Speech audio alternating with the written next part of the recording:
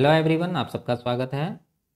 अभी तक इस चैनल पर टोटल 5 चैप्टर हम लोग समाप्त कर चुके हैं।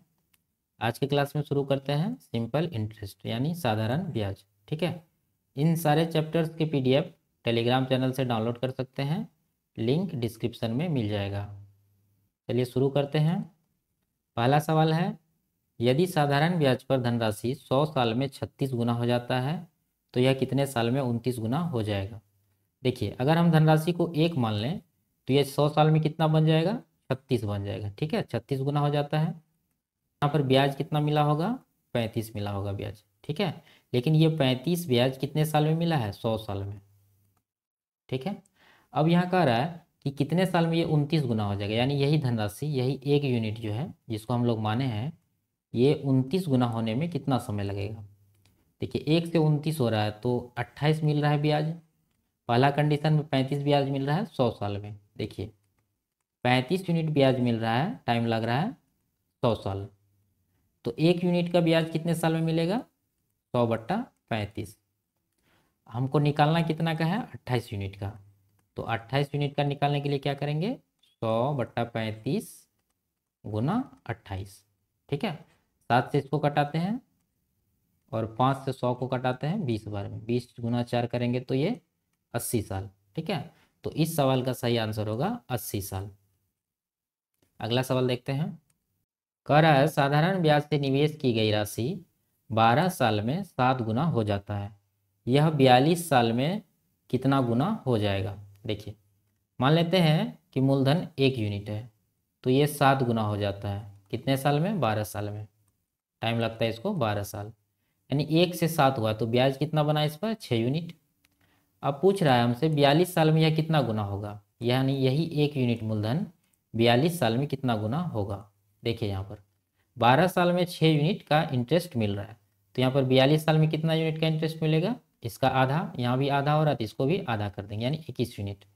तो एक मूलधन है, 21 यूनिट ब्याज हुआ, तो कुल मिला के कितना हो जाएगा, 22 यूनिट। तो ये 42 साल में कितना हो जाएगा, 1 का 22, यानी कि 22 गुना। तो ऑप्शन नंबर सी हमारा सही आंसर होगा। अगला सवाल देखते हैं।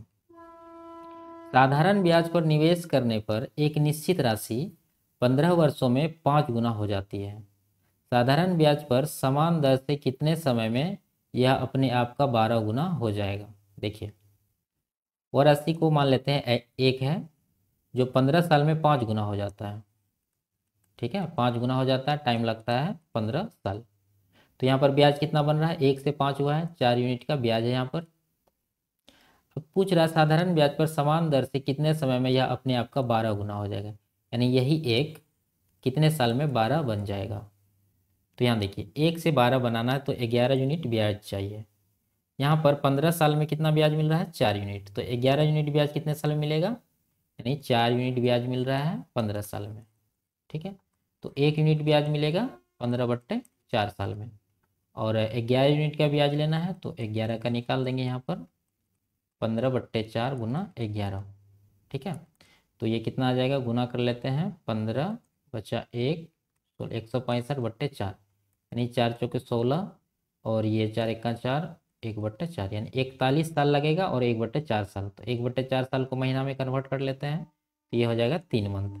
ठीक है, यानी 41 वर्ष 3 महीने इसका सही आंसर होगा, ऑप्शन नंबर ए। अगला सवाल देखते हैं। कह रहा है, साधारण ब्याज की किस दर से एक धनराशि 16 वर्षों में 5 गुना हो सकती है। ठीक है, हमसे रेट पूछा जा रहा है। मान लेते हैं कोई धनराशि 1 यूनिट है तो वो 16 वर्ष में कितना बन जाएगा, 5। ठीक है, 5 गुना हो जाएगा। अब यहाँ पर देखिए, 1 से 5 हुआ है, 4 यूनिट का यहाँ पर ब्याज मिला है, तो हम लोग क्या कर सकते हैं, ब्याज को मिश्र धन पे कैलकुलेट करके रेट निकाल सकते हैं, या नहीं तो हम लोग देख रहे हैं यहाँ पर 1 से 5 हो रहा है, यानी कि 5 गुना हो रहा है, तो टोटल यहाँ पर जो वृद्धि है कितना हो गया है, 400%। ठीक है, कोई संख्या अगर 2 गुना हो जाए तो वृद्धि 100% होता है, 3 गुना अगर होगा तो वृद्धि 200% होगा। ठीक है, यानी जितना गुना हो रहा है उससे एक कम में गिना जाता है। 5 गुना हो रहा है तो 400%, यहाँ टोटल 400% का वृद्धि है, लेकिन कितना टाइम लग रहा है, 16 साल। तो इसको हम लोग 16 से डिवाइड करेंगे तो पर ईयर का परसेंटेज निकल जाएगा। तो 16 से 400 को डिवाइड करते हैं, कितना आएगा, 25%, यानी 25% पर ईयर हमारा सही आंसर होगा, ऑप्शन नंबर डी। ठीक है, अगला सवाल देखते हैं। यदि 13 वर्षों में एक निश्चित धनराशि साधारण ब्याज पर 2 गुनी हो जाती है तो प्रति वर्ष ब्याज की दर क्या होगी। देखिए, 1 यूनिट अगर मूलधन है तो 13 वर्ष में कितना हो जाएगा, 2 गुना। ठीक है, तो यहाँ पर 2 गुना हो रहा है तो कितना का वृद्धि होगा, पिछले सवाल हम लोग चर्चा कर चुके हैं। 2 गुना हो रहा है तो उससे 1 कम, यानी कि 100% का यहाँ पर वृद्धि है। 100% का वृद्धि है, लेकिन टाइम कितना लग रहा है, 13 वर्ष।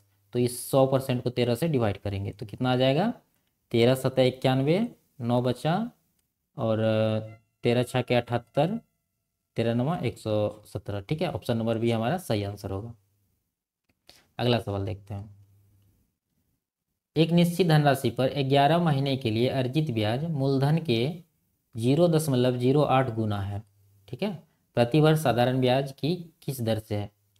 देखिए, यहाँ पर अगर मूलधन को 1 यूनिट मानेंगे, एक नहीं, यहाँ डेसिमल में है तो हम लोग क्या मान लेते हैं, 100 यूनिट मान लेते हैं।